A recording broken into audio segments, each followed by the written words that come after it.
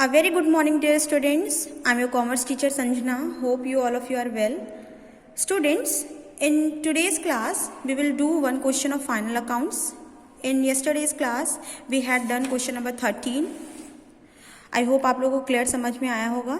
And in today's class we will do question number 15. Okay, हम लोग 15 question करेंगे. इसमें भी आपको ट्रेडिंग बनाना है, प्रॉफिट एंड लॉस बनाना है एंड देन बैलेंस शीट बनानी है. ठीक है students, firstly what we have to write. आपको क्या करना है, सबसे पहले ओपनिंग स्टॉक लिखना है. यहाँ पे पहले क्वेश्चन में आप देखेंगे. और एक बात याद रखिएगा, ये आपका ट्रायल बैलेंस नहीं दिया हुआ है. ये सिर्फ नॉर्मली आपको टर्म्स दिए हुए हैं, कोई सीक्वेंस में नहीं है. ट्रायल बैलेंस होता है तो नीचे इक्वल बैलेंस आ रहा होता है क्वेश्चन में भी.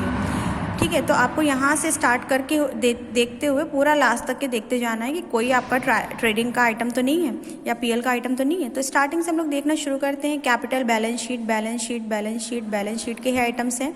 जर्नल एक्सपेंसेस नहीं जाता है, रेंट नहीं जाता है, ड्राइंग्स हमारा भी है. मैं बताऊँगी आपको ड्राइंग्स क्या होता है. ये बैलेंस शीट में ही जाती है. अभी हम जब हम लोग को इसका करना होगा ट्रीटमेंट, तब आपको एक्सप्लेन कर दूंगी. नेक्स्ट है आपका electric charges, carriage inward, cash in hand.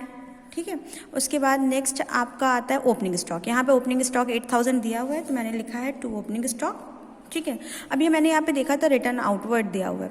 Purchase यहाँ पे दिया हुआ है 15,050.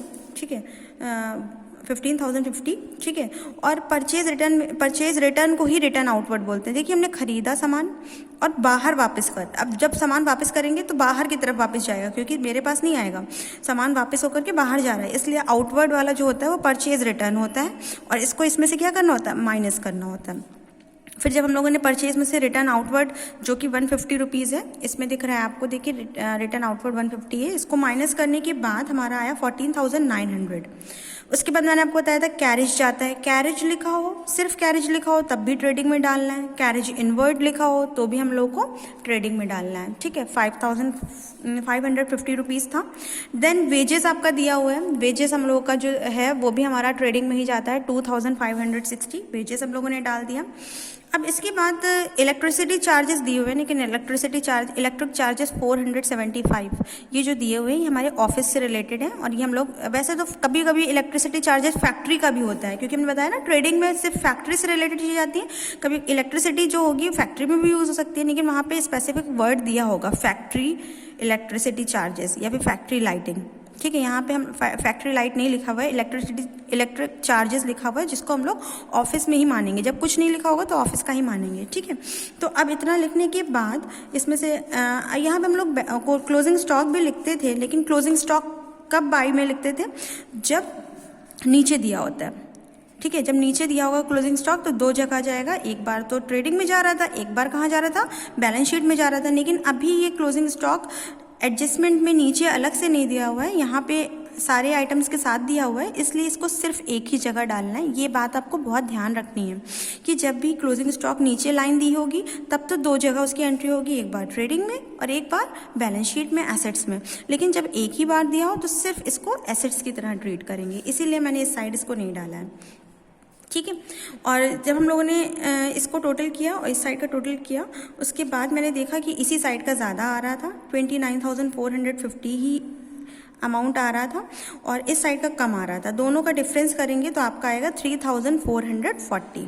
इन सारे आइटम्स को जोड़ना है, इधर को जोड़ना है, इधर तो एक सिंगल ही दिया हुआ है. इन सबको जोड़ करके इसमें से माइनस करेंगे तो आपका आएगा 3,440.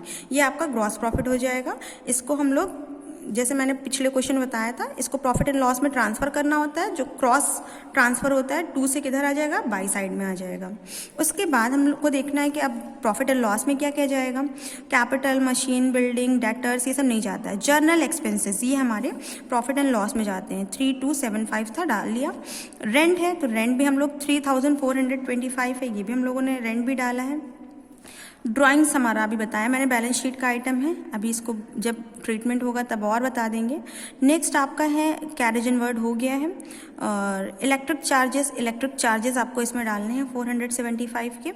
नेक्स्ट आपका इसमें आ रहा है डिस्काउंट आपका जो है ये भी आपको 100 रुपीज़ डालना है. नेक्स्ट है इसमें और अब हम लोग का इस साइड में कुछ भी नहीं है। जब आप इस साइड का टोटल करेंगे तो आएगा 7275 और इधर का टोटल क्या है 3440, दोनों को माइनस करेंगे तब आपका आएगा 3835। ठीक है, और ये आपका जो हो जाएगा, क्योंकि अब इनकम साइड कम आ रही, इस साइड का कम जब भी आएगा बाई साइड में तो हमारा लॉस हो जाएगा, क्योंकि ये मैं बताया था ना इस साइड इनकम साइड है। अब ये इनकम ही कम हो गई है तो यहाँ पे हम लोगों को लॉस दिखाना होगा। ठीक है, और इस साइड जब इस साइड कम आता है तो हमारा प्रॉफिट होता है, जैसे इसमें प्रॉफिट हो रहा था क्योंकि इस साइड का टोटल कम आ रहा था, लेकिन इस साइड का टोटल कम आएगा तो आपको लॉस होगा, नेट लॉस हो गया। ठीक है ना, उसके बाद इसको हम लोग कैपिटल अकाउंट में ट्रांसफर करेंगे। नेक्स्ट बैलेंस शीट बनानी है। बैलेंस शीट के लिए सबसे पहले कैपिटल दिया है 40,000, तो हमने क्या किया 40,000 कैपिटल लिख दिया। इसमें से नेट लॉस, जैसे नेट प्रॉफिट प्लस होता था वैसे ही नेट लॉस को क्या कर देना होगा, माइनस करना होगा। माइनस कर दिया। अब यहाँ पे ड्राइंग का ट्रीटमेंट होगा। ड्राइंग होता क्या है, जब पर्सनल यूज़ के लिए कभी भी ओनर अपने पर्सनल यूज़ के लिए सामान निकालता है या पैसे निकालता है तो उसे ड्राइंग्स बोलते हैं। ठीक है ना, अब ड्राइंग्स में उसने 575 रुपीज़ निकाले हैं और ये 575 रुपीज़ हमेशा कैपिटल में से माइनस किया जाता है। नेट प्रॉफिट अगर हो रहा होगा तो उसको ऐड कर देंगे, नेट लॉस हो रहा होगा तो माइनस कर देंगे, फिर जो अमाउंट आएगा उसमें से ड्राइंग्स को हमेशा माइनस करना होता है। ओके, तो हमने यहाँ पे ड्राइंग्स को भी क्या कर दिया है, माइनस कर दिया है, तब अमाउंट ये आया है। उसके बाद हमारा क्रेडिटर्स जो हमसे पैसा लेंगे ये हमारी लाइबिलिटी है। बिल्स, पे बिल्स, जहाँ पे भी पेबल वर्ड दिख जाएगा आपको लाइबिलिटी साइड में ही डालना है। पेबल मतलब जिसको चुकाना है, चुकाना है मीन्स लाइबिलिटी है हमारी। नेक्स्ट है building, machinery, debtors, cash in hand और क्लोजिंग स्टॉक एक ही बार डालना है बैलेंस शीट में। इसमें मैंने क्लोजिंग स्टॉक लिख दिया है और फिर जब आप टोटल करेंगे तो दोनों का टोटल 55,000 आएगा। Okay students, now you have to do this question by yourself in your commerce copy. और इसके बाद हम लोग final accounts with adjustment start करेंगे। Okay, thank you, have a nice day.